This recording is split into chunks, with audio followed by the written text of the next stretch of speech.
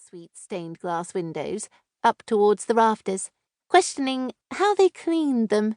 They surely harboured fleshy cobwebs, potential draughts in danger of setting them free to float down from their moorings, coating a member of the congregation in a gossamer funeral shroud. As a matter of course, when attending a church funeral, any funeral to be honest, sex seedily crept into my head. I'd lost my virginity after a friend's bleak funeral when I was 18 and 2 months. There's nothing like facing your own mortality to get the juices flowing. I can't even listen to Purple Rain now without thinking of it as purple pain. Anyone who says that it doesn't hurt, or that the bloodbath is a myth, must have acquiesced to a man with an asparagus-sized penis. Trust me to have decided on eventually letting down my drawbridge for someone endowed with a Coke can between his thighs.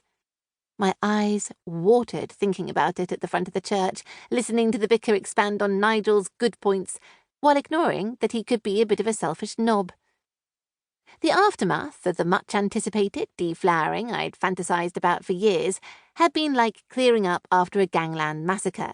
Without the professional help of Winston Wolfe, I was pretty much stumped, because I had no idea how to use the washing machine, selfish teenager that I was. I'd had to enlist the help of Sally, my sensible friend who lived on the periphery of Hazelmere, a 5-minute drive from my parents' house. "Are you free?" I'd rung Sally in a panic. Mum was at work and would be back at 6. Louise would be back from school at 4:30. It was 3 in the afternoon. Robert had skedaddled, unable to hide his revulsion at how much I had bled all over my bobbly lemon nylon sheets. At least he decoded the washing machine's Masonic symbols for me, though I had no idea how to put it on a spin cycle. "Yes, how was the funeral?" "Hideous. Can I come and pick you up? Bring a hairdryer." "Okay." That was why I'd asked her. No tricky questions. Once back in the kitchen, lugging out the sopping wet sheet from the washing machine, Sally turned to me. "You finally did it then." "How did you know?" "I just did, the minute you mentioned the hairdryer." We stood in the kitchen, both of us blasting the sheet with 2 dryers buzzing like wasps, barely making a dent. In the end, I slept in a damp bed that night, but at least I was no longer a virgin. A pompous hymn jolted me away from the home county's pine cabinets and mid-80s periodic terracotta tile splashbacks. It was written in the stars that Louise wouldn't cope. She wasn't born to be a widow or a single mum. She'd always been cosseted by the constant reassuring presence of a boyfriend from the age of 12, and hadn't had to face the insecurities and nightmarish underworld of puberty alone. I prescribed her some diazepam to knock her out after the initial shock. She needed to sleep. The kids depended on her, but she also deserved a break from her own head. Initially, she kept repeating she was being punished, that it was all her fault. Even when she was drugged and lying face down on her super king-size bed, incoherent mumblings drifted up from her slack mouth. "My fault. All my fault." Unless she had cut the brakes on his car, she had done nothing wrong.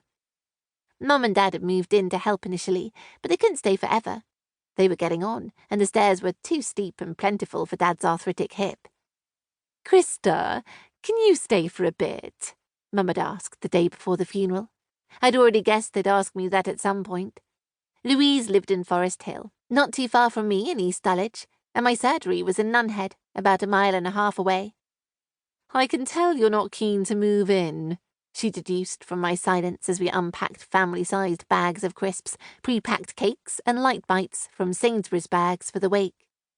"I know you've had a lot of upheaval yourself, and you and Louise had that weird time in the 90s when you didn't speak.